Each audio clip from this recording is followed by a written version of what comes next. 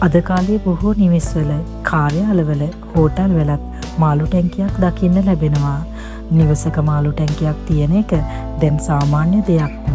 නමුත් බොහෝ අය ඒ තබා ගන්නේ ලස්සනක් එක් කරගන්න විතරයි. ඒත් ඒක එතනින් නවතින්නේ නැහැ. නිවැරදිව භාවිත කළොත් මාළු ටැංකියක් කියන්නේ ඔබේ නිවසේ අවකාශයේ ශක්ති ප්‍රවාහය වෙනස් කරන වඩා වටිනා අංගයක් වෙන්න පුළුවන්.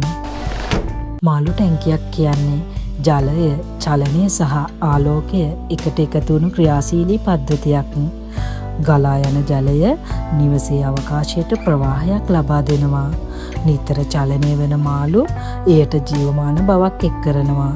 ආලෝකයේ පරාවර්තනය නිවසේ අවකාශය මෘදු සංසුන් ලෙස පිරවෙනවා.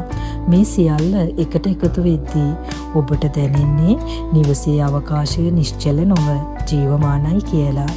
ඒ හැඟීම ඔබේ මනසට ඍජුවම බලපානවා.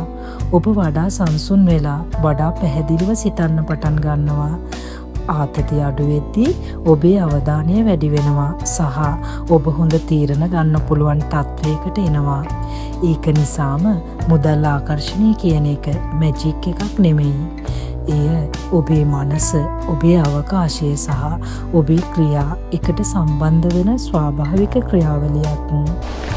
මාළු ටැංකියක් තැබිය යුතු හොඳම ස්ථාන විසිත්ත කාමරය තුළ මිනිසුන් වැඩිපුරම ගමන් කරන නමුත් සංසුන් වාතාවරණයක් තියෙන තැනක්. නිවසේ ඇතුල්වීමේ පැත්ත. නමුත් ඍජුවම දොර ඉදිරිපිට නෙමෙයි. නිවසේ ඇතුල් වෙන විට ස්වාභාවිකව සම්බන්ධ වෙන පැත්තක. මේ වගේ ස්ථානවල නිවසේ ගමන් කරන ශක්තිය බාධාවක් නැතුව සරලව ගලා යනවා. මාළු ටැංකිය නිදන කාමරය තුළ තබන්න එපා. ඒ ඔබේ විවේකයට සහ නින්දේ ගුණාත්මක භාවයට බාධා කරන්න පුළුවන්. මුළු තැන් ගේ තුළ තාපය සහ ජලය එකට ගැටෙන නිසා නිවසේ සමතුලිතතාවය කඩා වැටෙනවා. නාන කාමරය තුළ තබන්න එපා. ඒ සාමාන්‍යයෙන් අඩු ශක්තියක් තියෙන පිරිසුදු කිරීම සම්බන්ධ අවකාශයක්. සරලව කියනවා නම් මාළු ටැංකිය මිනිසුන් ගමන් කරන නමුත් අධික කලබලයක් නැති සංසුන් ජීවමාන ප්‍රදේශයක තැබිය යුතුයි. බොහෝ අය කරන ලොකුම වැරැද්දක් තමයි දිසාව ගැන අන්ධ ලෙස විශ්වාස කරලා ඒකම පස්සෙන් යන එක. නමුත් ඇත්තටම වැදගත්ම දේ ඒක නෙමෙයි. දිශාවට වඩා බලපාන්නේ ඔබේ ටැංකියේ තත්ත්වය. පිරිසුදු ජලය, හොඳ ජල ගුණාත්මක භාවයක්, සෞඛ්‍යවත් ක්‍රියාශීලී මාළු. මේවා තමයි ඇත්තටම ධනාත්මක ප්‍රතිඵලයක් ලබා දෙන්නේ.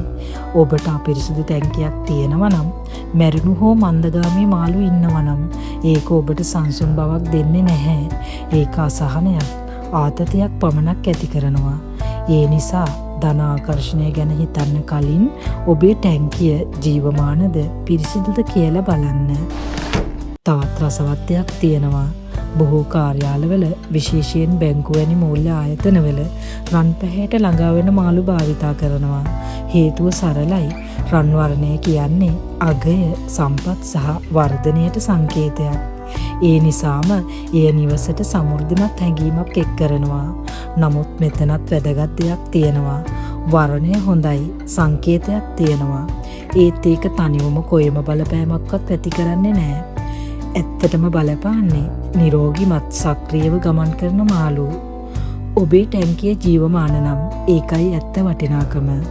වර්ණය ඒකට එකතු වෙන අමතර විස්තරයක් විතරයි. තවත් වැදගත් ප්‍රායෝගික දෙයක් තියෙනවා. මාළු ටැංකිය දොරට ඍජුවම මුහුණලා තැබීමෙන් වළකින්න. ශක්ති ප්‍රවාහය ඉක්මනින් පිටතට යනවා වගේ හැඟීමක් ඇති වෙන්න පුළුවන්. පඩිපෙළ යට තැබීමත් හොඳ නැහැ. ඒ තැන සාමාන්‍යයෙන් පීඩන කලාපයක්.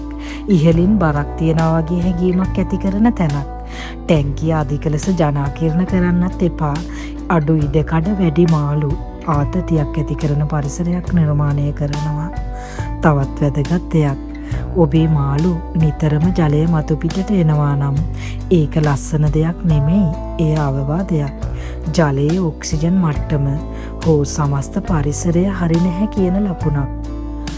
ඒ නිසා මේ සැරසිල්ලක් විතරක් ලෙස නොසිතා ජීවමාන පද්ධතියක් ලෙස සලකන්න. අවසානයේට මෙම එකම දේ මතක තබා ගන්න. මාළු ටැංකියක් කියන්නේ වාසනාව ගෙනෙන ඉන්ද්‍රජාලික වස්තුවක් නෙමෙයි. එය ඔබේ නිවසේ අවකාශය වැඩි දියුණු කරන මෙවලමක්. නිවසේ අවකාශය වෙනස් වෙද්දී ඔබේ හැඟීම් වෙනස් වෙනවා.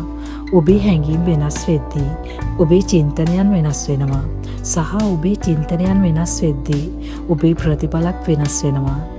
ඉතින් ඔබේ නිවසේ මාළු ටැංකියක් තියෙනවා නම් ඒ තියෙන ස්ථානයේ කමෙන්ට් කරන්න.